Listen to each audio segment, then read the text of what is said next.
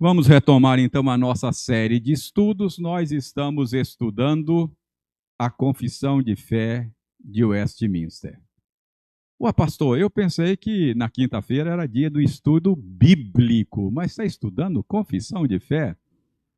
É que a Confissão de Fé é apenas um roteiro que nós estamos usando para estudar a Bíblia.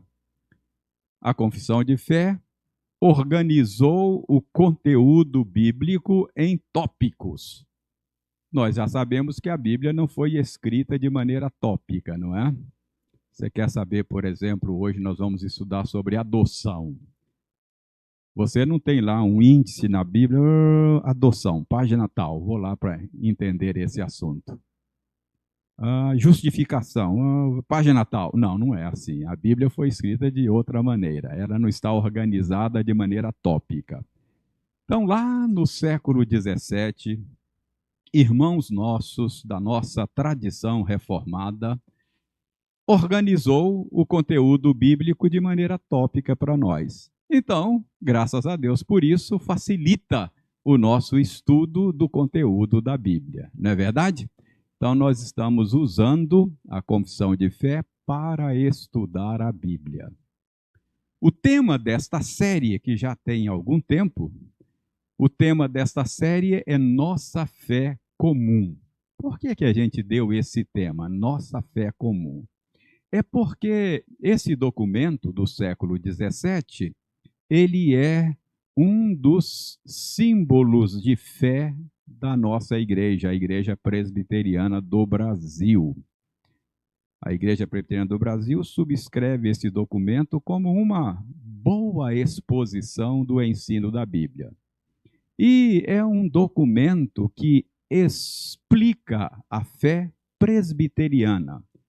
Todos os presbiterianos de todas as épocas, de todos os lugares, subscrevem esse documento.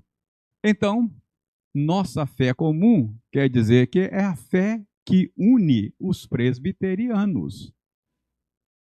Paulo diz que um dos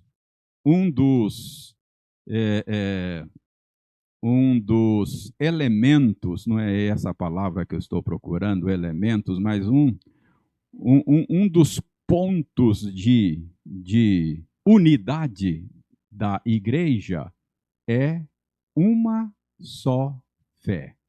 Então, o que nos une? O fato de crer as mesmas coisas. Por que a gente anda junto? Porque a gente crê nas mesmas coisas. Então, nossa fé comum.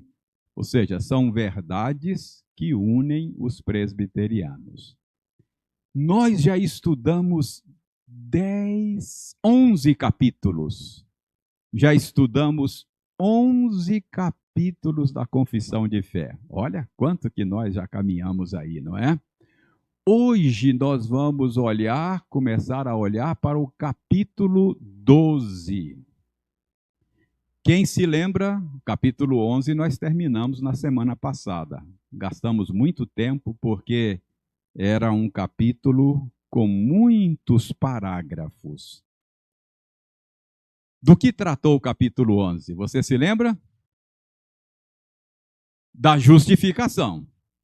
Então, encerramos na semana passada o capítulo 11 da justificação. Então, vocês já são doutores nesse tópico aí da justificação. Então, agora o capítulo 12 trata da adoção.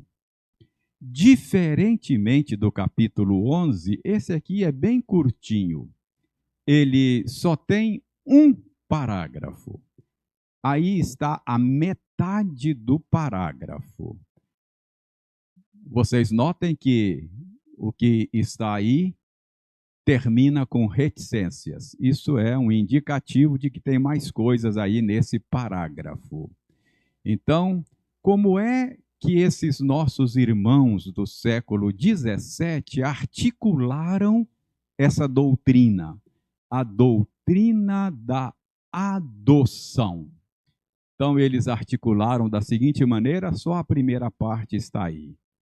Todos os que são justificados é Deus servido em seu único Filho, Jesus Cristo, e por ele fazer participantes da graça da adoção. Por essa graça, eles são recebidos no número dos filhos de Deus e gozam a liberdade e privilégio deles. Privilégios, no plural, deles. Então, vamos analisar esta primeira parte desse parágrafo do capítulo 12, que trata da doutrina da adoção. Então, primeira pergunta que nós vamos fazer para o parágrafo é: quem recebe a adoção? Quem recebe a graça da adoção segundo a elaboração da nossa confissão de fé?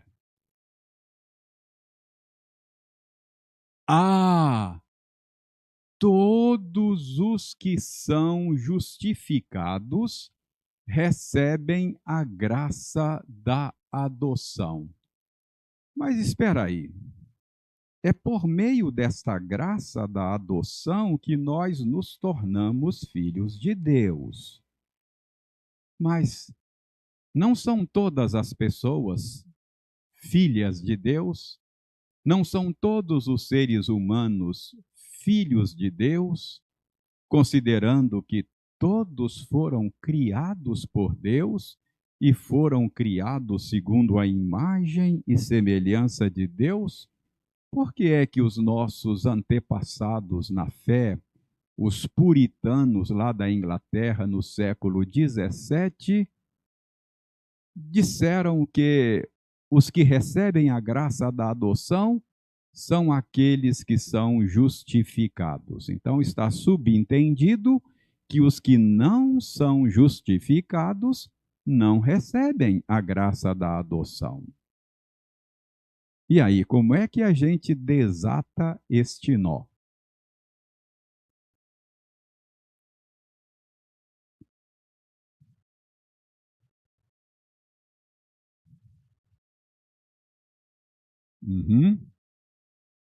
Ok. Aí eles estão dizendo, o que eu estou querendo provocar você é lembrar você que há uma tese, há um entendimento, mesmo em setores considerados ou chamados cristãos e até evangélicos. Isso é mais característico da tradição mais liberal, não é? Mais modernista do evangelicalismo. Então, eles entendem que, de fato, há uma paternidade universal de Deus. Há uma irmandade universal dos homens. Nós somos todos irmãos e Deus é Pai de todo ser humano. Esse é um entendimento que está aí. Obviamente, a nossa tradição não concorda com este entendimento. Estão ali todos os que são justificados. Grifei para chamar a atenção de que são estes, e somente estes, que recebem a graça da adoção.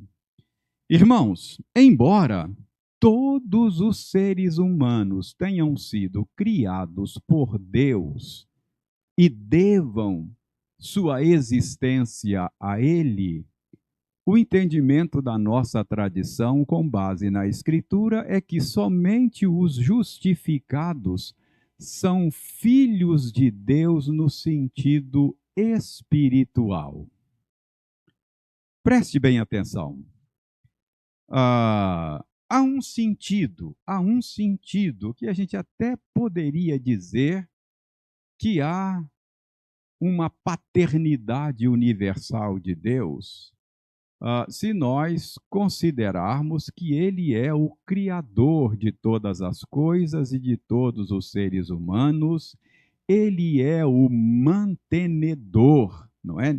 De todas as coisas, de todos os seres humanos, ele é o provedor de todos os seres humanos, ele faz o sol brilhar sobre bons e maus, a chuva cair sobre justos e injustos. A gente reconhece isso. Então, há um sentido assim amplo que a gente até poderia dizer que há uma paternidade universal de Deus. Mas a doutrina da adoção não trata desse tipo de paternidade ampla e universal. Para a Escritura, embora Deus nos tenha criado a todos, na queda toda a raça humana se rebelou contra o seu Criador. Então a gente tem que se lembrar que nós somos filhos rebeldes, filhos rebelados. Você se lembra que quando os primeiros seres humanos se rebelaram contra o Criador, eles foram expulsos do jardim que Deus havia plantado e no qual Deus os havia colocado para cultivar, para a glória do Criador. Então, desde que o primeiro casal se rebelou contra o seu Criador, todos os seus descendentes já nascem fora de casa, fora da casa paterna. Já nascem em rebelião contra o seu Criador. Então, somos sim todos criados por Deus, mas somos filhos ou criaturas rebeldes. Fala, José Maria.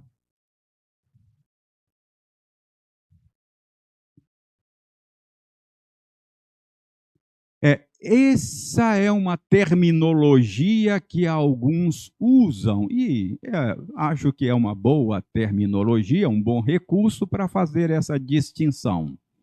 Aqueles que estão em Cristo são filhos, os que estão fora de Cristo são apenas criaturas. Óbvio, vieram de Deus, são sustentados por Ele, são imagem e semelhança dele ainda, distorcida, rebelada, mas ainda trazem em si o DNA divino, não é? Estão em rebelião contra Deus. Então, uma maneira de articular essa diferença é usar esses dois termos, criaturas e filhos. Acho que é uma boa maneira de articular a diferença. Então, nós não ignoramos que Deus tenha criado todos e os sustenta. Ele é o provedor. Paulo usa lá um termo, né? Ele é o salvador de todos os homens, principalmente dos fiéis. Salvador no sentido de provedor, aquele que mantém e que sustenta. Então, o que a nossa tradição ensina? Nem todos são filhos de Deus, apenas aqueles que são justificados. Isso tem base bíblica? Sim, parece-me, estou convencido de que tem muita base bíblica. A filiação espiritual, como eu acabei de lhes dizer, ela foi perdida na queda. Então, nesse estado decaído, a Bíblia nos chama de filhos de Satanás. Olha que palavra dura. Filhos da ira de Deus. É isso que o ser humano é por natureza. Por que ele é chamado de filho de Satanás? Porque deixou-se seduzir por Satanás lá na queda. Por que somos chamados de, por natureza, de filhos da ira de Deus. Porque quando nos rebelamos contra Deus, nos colocamos debaixo da ira dele, não é? Então, vamos ver como é que a Bíblia fala disso de maneira muito clara. Efésios 2, verso 3, alguém leia em alto e bom som. Você que está em casa aí, pega a sua Bíblia, abra a sua Bíblia também, procure aí. Efésios 2, 3. Pode ler, pode ler. Faz um dueto aí, vocês dois.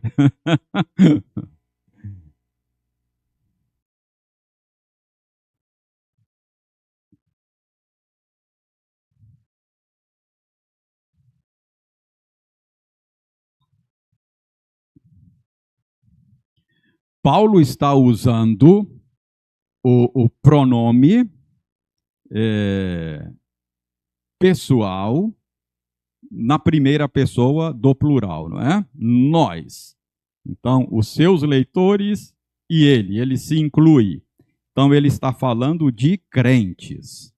Nesta sessão, Paulo está lembrando aos seus leitores o que eles eram antes de receberem a Cristo. Estavam mortos nos seus delitos e pecados, andavam segundo o príncipe da potestade do ar, ou seja, eram escravos de Satanás, seguiam o curso deste mundo, não é? E obedeciam os desejos pecaminosos do coração. E nesse versículo que o Wildeir leu, ele disse assim: e éramos, antes de ter a Cristo, nós éramos o quê? Por natureza, filhos da ira de Deus. Então, antes de ter a Cristo, a ira de Deus pairava sobre nós. Mas pela graça de Deus, nós fugimos da ira. Nós nos refugiamos em Cristo Jesus. Aqueles que permanecem, aqueles que se rebelam, continuam rebeldes contra o Filho de Deus, sobre eles permanece a ira de Deus. Então a ira de Deus paira sobre nós se estamos fora de Cristo. Por isso a Bíblia diz que quem está fora de Cristo é filho de Deus, foi criado por Deus. Mas porque está em rebelião, é filho da ira mesmo. Ou seja, a relação dele com Deus é uma relação de rebeldia, portanto de inimizade. E, portanto, Deus está irado. Essa ira precisa ser pacificada. E a única maneira de pacificar essa inimizade entre Deus e o pecador é por meio da obra redentora de Jesus Cristo. Então, entendeu? Filhos de Deus são aqueles, no sentido espiritual, são aqueles que estão em Cristo. É desse tipo de adoção que nós estamos falando, ok? João 8,44.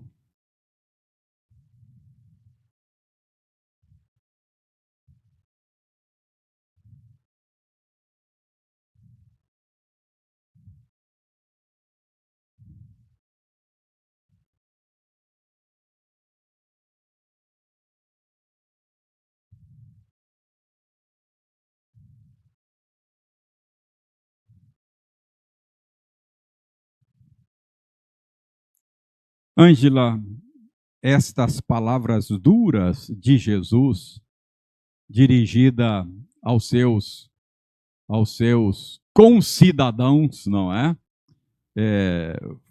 Foi dita naquele contexto em que ele disse que se o Filho vos libertar, sereis verdadeiramente livres. E cheios de orgulho, eles disseram: imagina, nós somos filhos de Abraão, nós não somos escravos. De fato foram escravos muitas vezes, né? Nós somos filhos de Abraão, nós não somos escravos. E Jesus disse: vocês são filhos do diabo. Então, prestem bem atenção, como é que a Escritura se refere àqueles que estão fora de Cristo. Nós nascemos nessa condição e nos tornamos filhos de Deus por adoção, quando, pela graça de Deus, somos unidos a Cristo pela fé. 1 de João 3,10.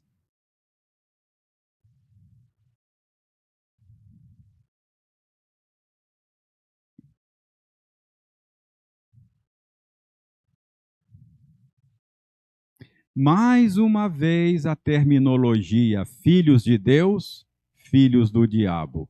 Mais pesado do que filhos de Deus e criatura, não é, José Maria? Então a Bíblia faz essa distinção.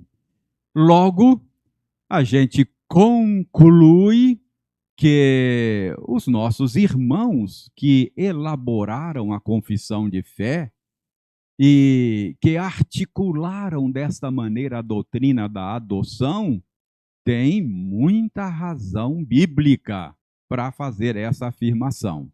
Então, a nossa confissão de fé tem sólida base na Escritura e reflete exatamente aquilo que a Escritura ensina.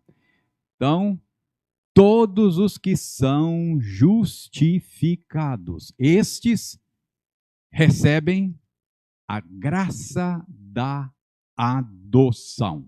Ok? Muito bem, vamos prosseguir. O conceito de adoção significa que uma pessoa que, por natureza, não está ligada à família, é introduzida naquela família e passa a ser considerada parte daquela família, recebendo a posição e os privilégios de filho, não é? Então, isso é uma adoção. É alguém que não é filho natural, biológico, mas por adoção é introduzido na família, tratado como se filho fosse, com todos os seus direitos e todos os seus privilégios. Essa é a ideia de adoção, não é? Ok, muito bem. Agora que você já sabe quem são os que recebem a graça da adoção, deixe-me chamar a sua atenção para essa partícula aí. Todos os que são justificados é Deus servido em seu único Filho Jesus Cristo e por ele fazer dessas pessoas participantes da graça da adoção. Então, é Deus servido. O que isso significa? Isso significa que você é participante da graça da adoção porque Deus foi servido, porque assim Deus desejou, porque assim Ele determinou. Então, você foi adotado como filho dele por uma decisão livre e soberana dele. Ele foi servido. Ele desejou desta maneira. A pergunta é: esse particular aí também tem base na Escritura? Efésios 1:4 diz claramente que Deus nos predestinou para ele, antes da fundação do mundo, Deus nos predestinou para ele, a fim de que nós fôssemos filhos adotivos dele, não é? Nos predestinou para ele para adoção de filhos por meio de Jesus Cristo, e ele fez isso, ele tomou essa decisão segundo o beneplácito beneplácito da sua vontade. Ele tomou essa decisão segundo ele propôs no seu próprio coração, segundo ele desejou. Então, quando os nossos irmãos que escreveram a confissão de fé diz que Deus foi servido a adotar você como filho dele, eles estão também refletindo o que a Bíblia diz, não é? Porque Efésios 1:4 diz que Deus nos predestinou para ele para a adoção de filhos por meio de Jesus Cristo, segundo o prazer da vontade dele, segundo ele desejou, não é?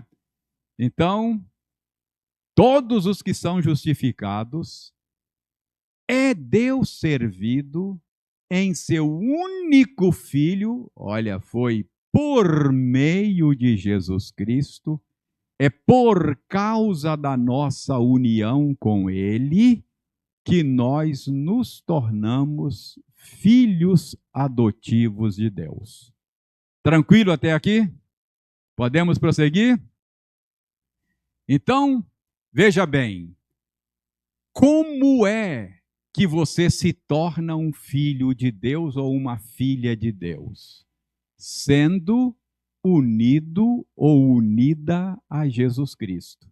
É isso que está dizendo aí. Todos os que são justificados é Deus servido como? Em seu único Filho Jesus Cristo e por meio dele.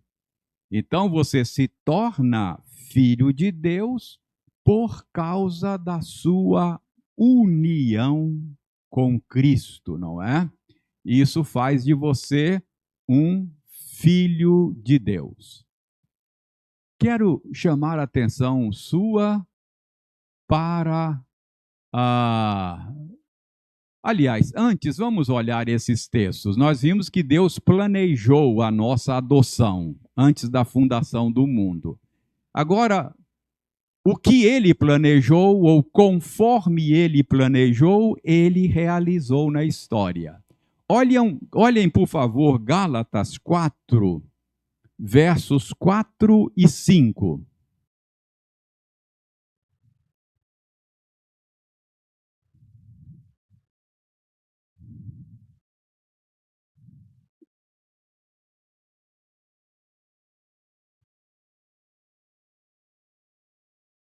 Olha só.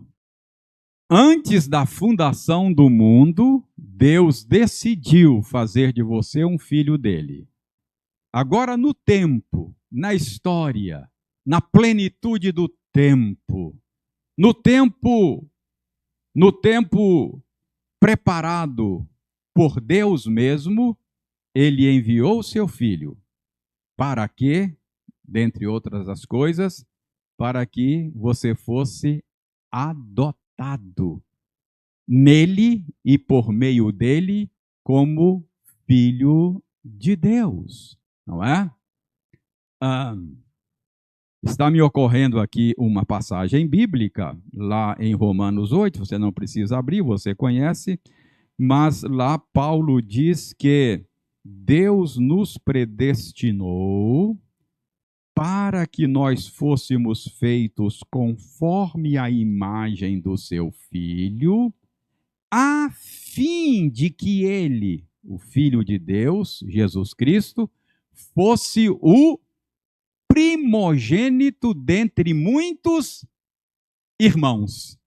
Então, o que Deus está fazendo? Qual é o plano? Deus está formando uma grande família de muitos filhos iguais ao seu Filho único, Jesus Cristo. Ele é o primogênito dentre muitos irmãos. Em outras palavras, Jesus é nosso irmão mais velho. Não é? Ele é o nosso irmão mais velho.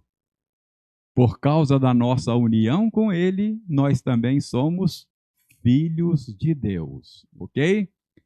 João 1, 12, 13.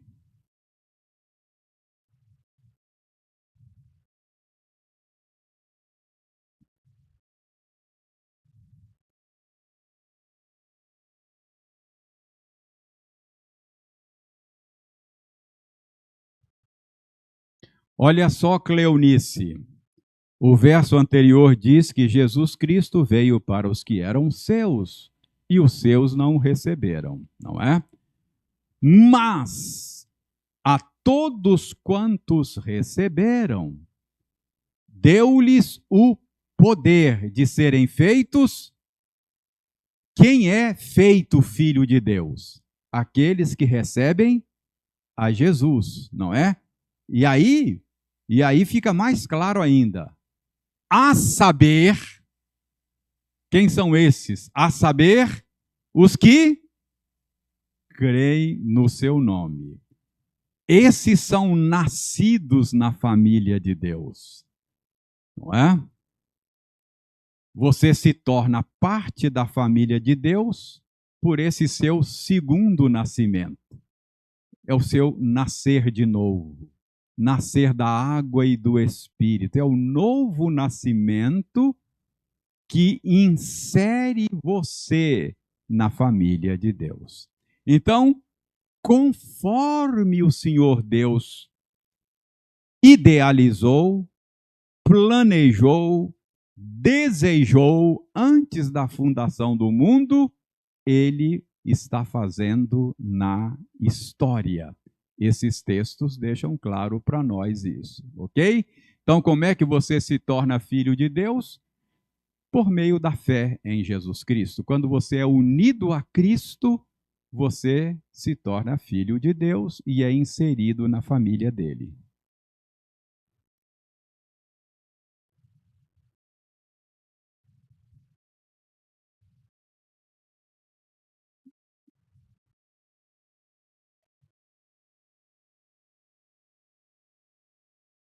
Sim. Estar sob a lei é estar sob a obrigação de obedecer a Deus. É a nossa relação de criatura, para usar o termo que você nos lembrou aí. Nós somos criaturas de Deus. Deus é quem nos fez. Portanto, é Ele quem determina o que devemos ser, como vamos viver, como vamos funcionar, não é? O autor tem direitos autorais sobre a sua obra, não tem? Então, nós estamos nesta relação criador-criatura.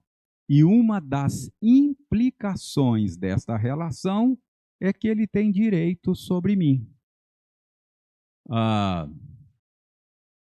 Ele é ele quem. A metáfora que a Bíblia usa para isso, Zé Maria, a metáfora que a Bíblia usa para isso é a figura do oleiro e do vaso, não é?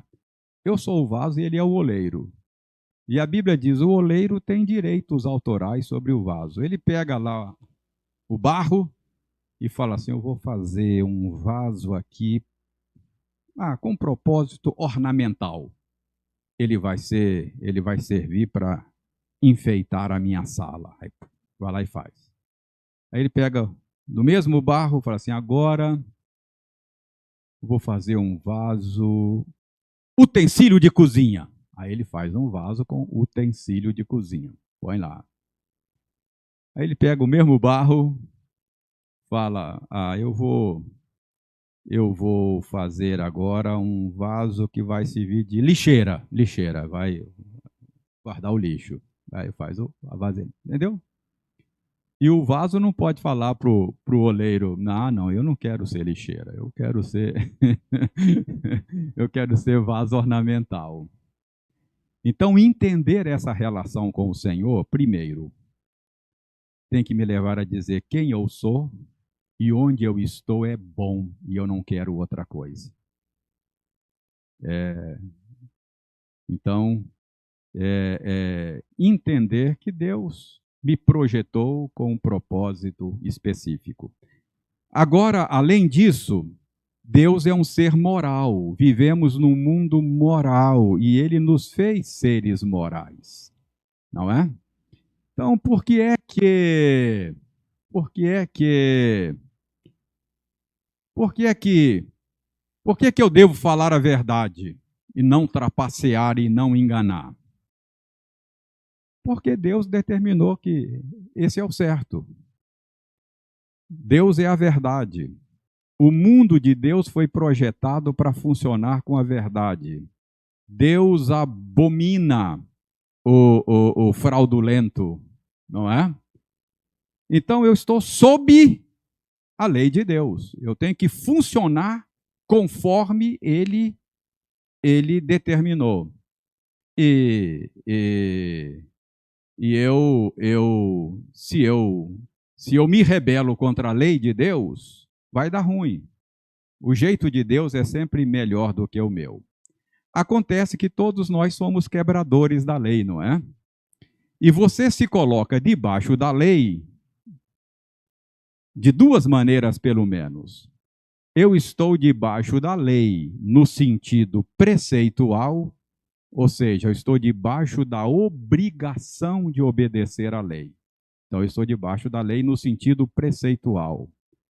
E eu posso me colocar debaixo da lei no sentido penal. Eu sou motorista, portanto, eu estou debaixo da lei de trânsito, no sentido preceitual. Eu não posso pegar o meu carro e para cá é subir ou descer? Para cá é subir? Para cá é subir? É subir, né? Eu não posso subir a Pedras Bonitas. Eu venho de lá assim, ó, dá vontade de entrar para cá. Não, eu tenho que dar a volta e tal e pegar Pedras Bonitas para lá. Eu estou debaixo dessa lei, debaixo da obrigação de transitar na Pedras Bonitas só num sentido. Então, todos nós estamos debaixo da lei no sentido preceitual. Agora, se eu transito no sentido contrário, quebro essa lei, aí eu me coloco debaixo da lei no sentido penal, não é? Chega a multa lá em casa e eu tenho que pagar a pena, cumprir a minha pena, entendeu? Então, o ser humano foi criado debaixo da lei no sentido preceitual.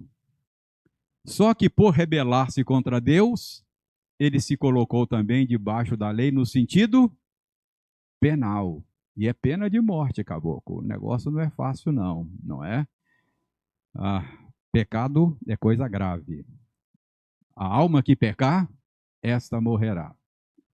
Dito tudo isso, Jesus, que é o legislador, que não estava debaixo da lei, o Cristo, né? O segundo, Jesus é o nome que lembra mais a natureza humana. Mas o Cristo, a segunda pessoa da Trindade, aquele que criou todas as coisas, sem ele nada do que foi feito se fez. Ele é o legislador. Ele se colocou debaixo da lei para resgatar aqueles que estavam debaixo da lei. E ele se colocou debaixo da lei nos dois sentidos. Obedeceu a lei plenamente, preceitualmente, e recebeu a punição que a lei requeria. Foi se colocando debaixo da lei para salvar aqueles que são quebradores da lei. Entendeu? Graças a Deus por isso, né? Então, você não vai mais precisar cumprir a lei, ok? Você não vai receber a punição da lei. Não há mais nenhuma condenação para aqueles que estão em Cristo, porque a condenação já aconteceu. E você não é recebido por causa da sua obediência. É pela obediência de Cristo. A sua obediência é meia boca. Deus não aceita obediência meia boca. Ah, então eu posso desobedecer? Olha, a sua obediência é a sua resposta de gratidão a Deus. Você não obedece para ser salvo, você obedece porque foi salvo. não é? É aquela pergunta que Paulo fez no caminho de Damasco: o que queres que eu faça? Então, uma vez que o Senhor me salvou, eu quero agora agradecer oferecendo a Ele a minha vida. Uma obediênciazinha muito ruim às vezes, sabe? Mas é a minha oferta de gratidão. Ok? Muito bem. Então, essa graça da adoção nos é concedida em Cristo e por meio dele, ok? Agora vejam bem, isso não significa que sejamos filhos de Deus da mesma maneira que Jesus Cristo. A filiação dele é única e singular. Notem que os nossos irmãos se lembraram disso. Eles fizeram questão de colocar que nós recebemos a graça da adoção em seu único filho. Então, Jesus é o filho unigênito, único. No sentido em que Cristo é o filho de Deus, só ele é filho de Deus. Ninguém mais é filho de Deus no mesmo sentido em que Cristo é. Ele é filho de Deus por natureza. Ele tem a mesma natureza do Pai. Nós não somos filhos de Deus por natureza. Por natureza somos filhos da ira. Nós somos filhos adotivos. Deus nos adotou em Cristo Jesus. Então, a confissão de fé está em harmonia com a Escritura também nesse ponto.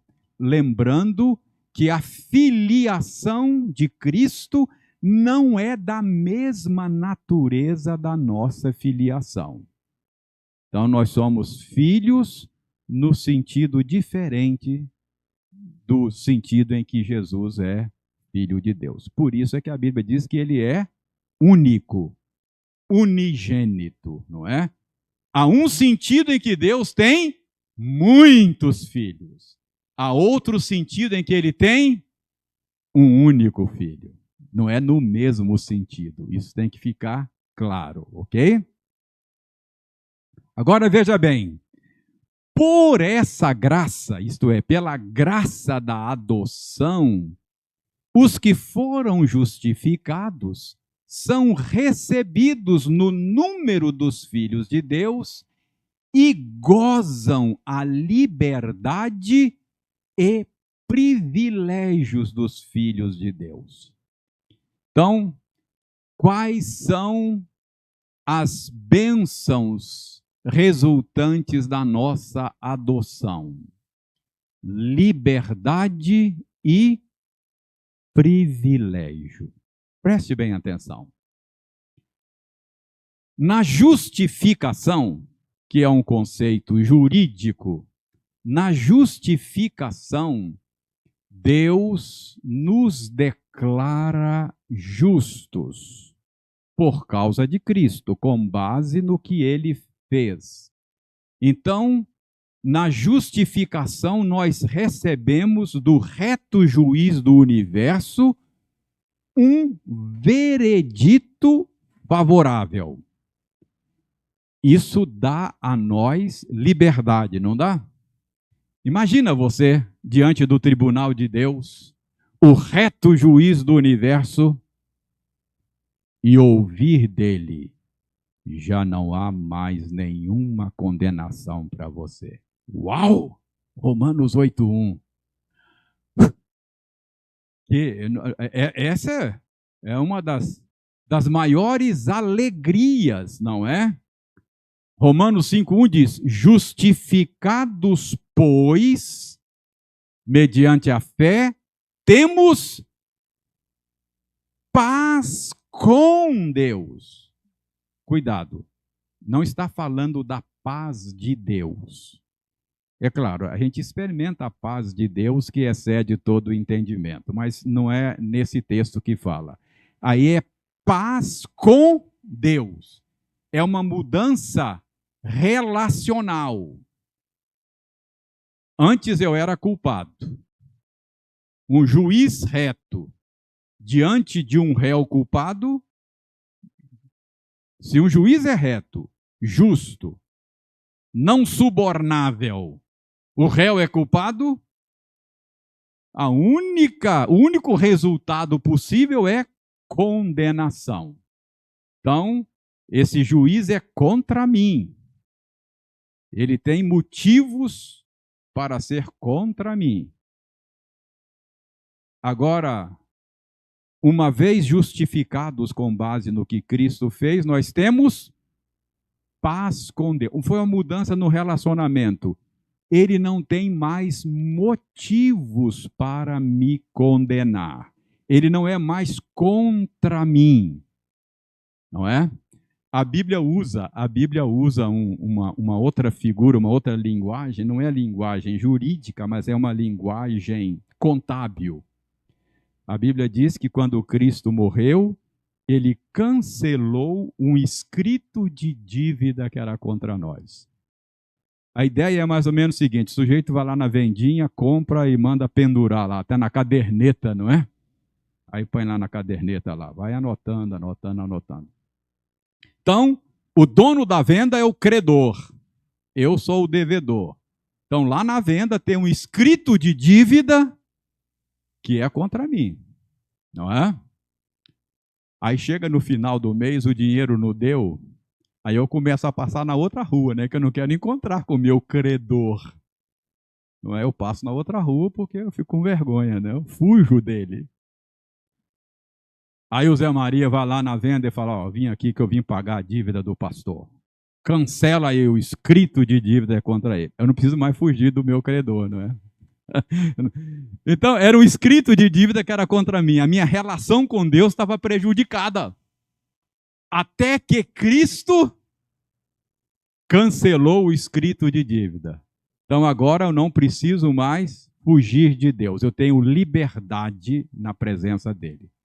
Isso é justificação. Se Deus fizesse só isso por você, já estaria bom demais, não estaria?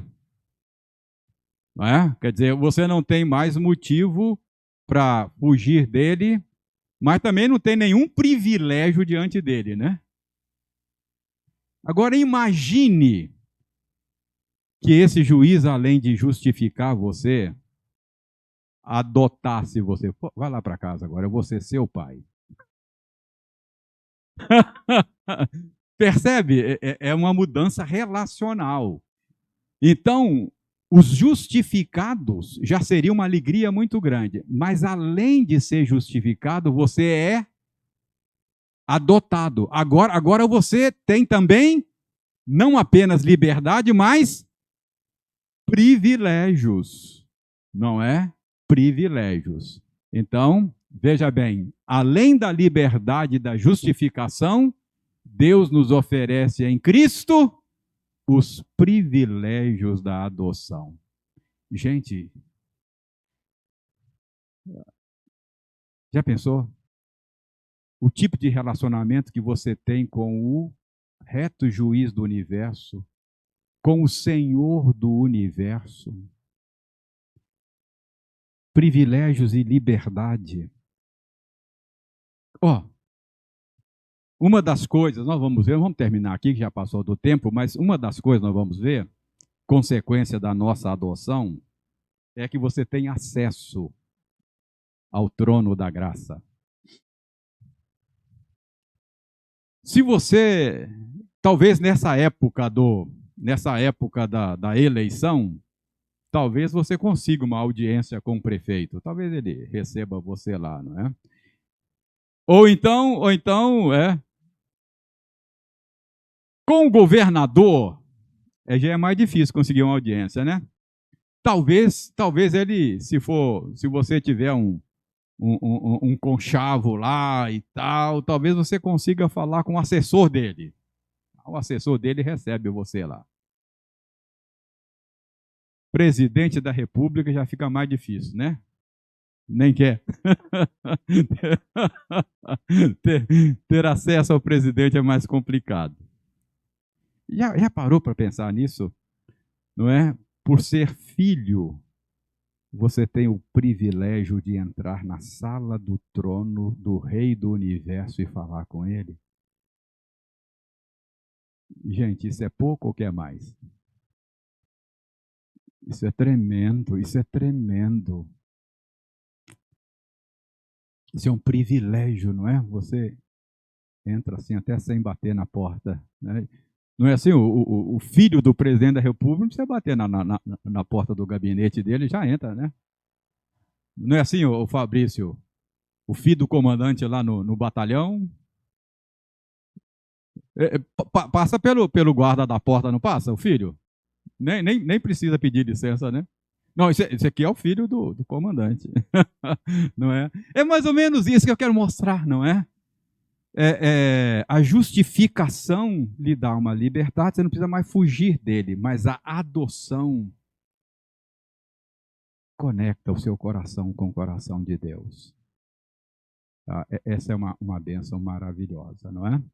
Então, além da liberdade, você passa a desfrutar dos privilégios dos filhos de Deus.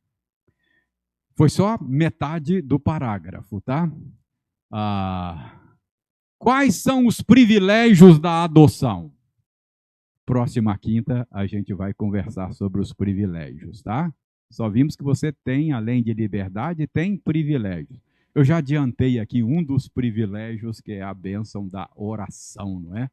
Você pode se achegar ao trono da graça com ousadia, com liberdade, não é?